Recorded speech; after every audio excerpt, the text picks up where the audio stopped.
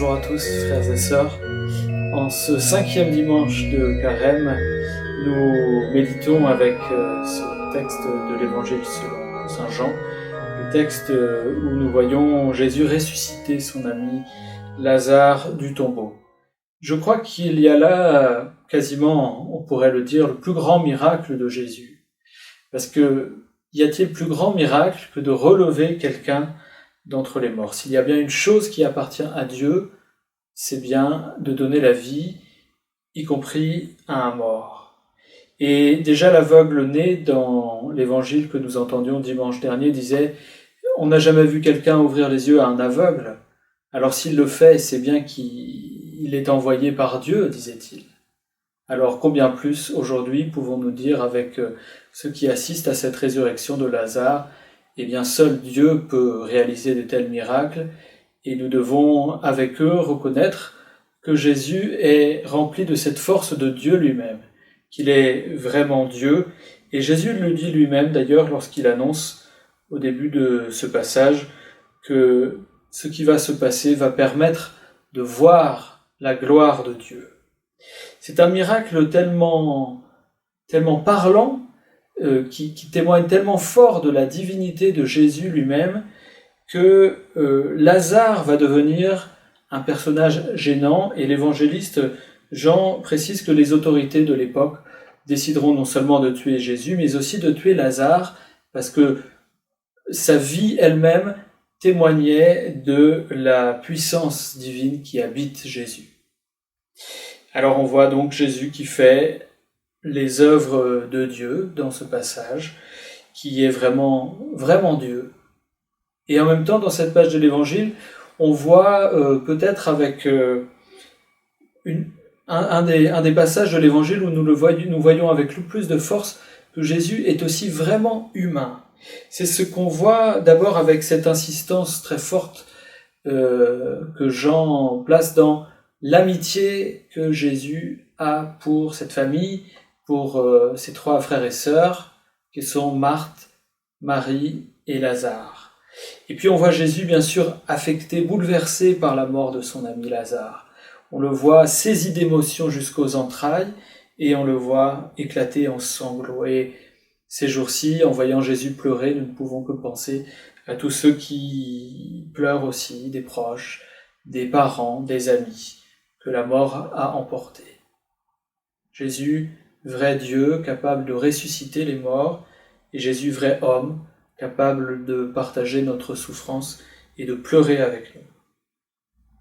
Alors il y a une question que Jésus pose à son amie Marthe dans ce texte, et qui nous est posée à nous aussi, une question qui porte justement sur la personne de Jésus lui-même, sur sa personnalité, lui qui est vrai homme et vrai Dieu. Jésus dit à Marthe, « Moi je suis la résurrection et la vie, celui qui croit en moi, même s'il meurt, vivra. Quiconque vit et croit en moi ne mourra jamais. Crois-tu cela ? Crois-tu cela ? Dit Jésus à Marthe. Alors nous recevons, nous aussi, cette question de la part de Jésus. Crois-tu cela ? Aujourd'hui, en ce dimanche sans messe, encore une fois, que chacun prenne le temps de répondre à cette question, pour lui-même, dans sa prière, de répondre à Jésus. Crois-tu cela ? Puisse notre réponse être aussi belle que celle que Marthe elle-même fait. Oui Seigneur, je le crois, tu es le Christ, le Fils de Dieu, tu es celui qui vient dans le monde. Il y a un autre aspect que je voudrais souligner dans ce passage de l'Évangile. Le carême, c'est un temps qui nous est donné pour mourir à nous-mêmes, pour faire mourir en nous ce qui doit mourir. Dans la foi chrétienne, nous comprenons qu'il y a une part de nous-mêmes qui est de l'ordre de la mort, qui est de l'ordre du péché.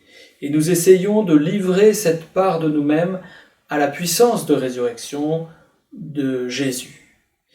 Et cette mort à nous-mêmes, cette victoire sur ce qui en nous appartient au péché et au vieil homme, et c'est le fruit de notre baptême, mais c'est aussi le lieu de notre combat quotidien, ce qu'on appelle la conversion. Et nous n'aurons jamais fini de nous convertir. Et parfois nous pouvons nous lasser ou nous impatienter envers nous-mêmes de cette difficulté que nous avons à nous convertir. Et nous savons que nous n'aurons jamais non plus fini de lutter contre cette résistance en nous, ce vieil homme qui s'accroche et qui refuse de mourir au péché. Alors, de ce point de vue-là, je trouve que le passage de l'Évangile qui nous est donné aujourd'hui, cette résurrection de Lazare, est une grande source de consolation pour nous. Parce que derrière la mort à nous-mêmes, il y a bien la résurrection. Et même très concrètement, derrière les efforts de carême que nous essayons de faire, il y a la joie de la résurrection. Le Seigneur ne nous entraîne pas dans le désert de la conversion pour nous faire mourir, mais pour nous faire vivre. Le Seigneur ne vient pas nous enfermer dans des tombeaux. Au contraire, il vient pour ouvrir nos tombeaux, comme le dit le prophète Ézéchiel en première lecture ce dimanche.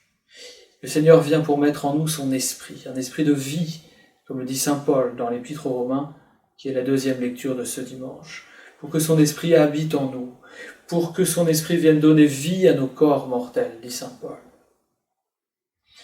Et la maladie du péché qui nous atteint, si nous entrons dans la confiance en Jésus, cette maladie ne conduit pas à la mort, comme le dit Jésus.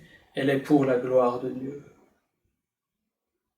Alors, contemplons, frères et sœurs, ce passage de l'Évangile ce dimanche pour y puiser la consolation, pour y puiser la force de continuer notre chemin de carême, pour y puiser la force de nous en remettre toujours à Jésus, de lui faire confiance à lui qui est vrai homme et vrai Dieu. Vous savez peut-être que le nom de Lazare signifie « celui qui est secouru par Dieu ». Alors soyons nous aussi des Lazares, des amis très chers du Seigneur qui se laissent secourir par le Seigneur, par sa miséricorde. À nous aussi, à propos de nous aussi, le Seigneur Jésus dit « déliez-le, laissez-le aller ». Et une dernière parole encore, frères et sœurs, saint Augustin, en faisant le commentaire de ce passage, en commentant en particulier cette phrase puissante de Jésus, « Lazare, viens dehors, sors du tombeau », eh bien saint Augustin écrivait « La voix du Seigneur a été entendue par Lazare à travers la pierre du tombeau, alors qu'elle pénètre aussi nos cœurs de pierre. » Bon dimanche à vous, frères et sœurs. À bientôt.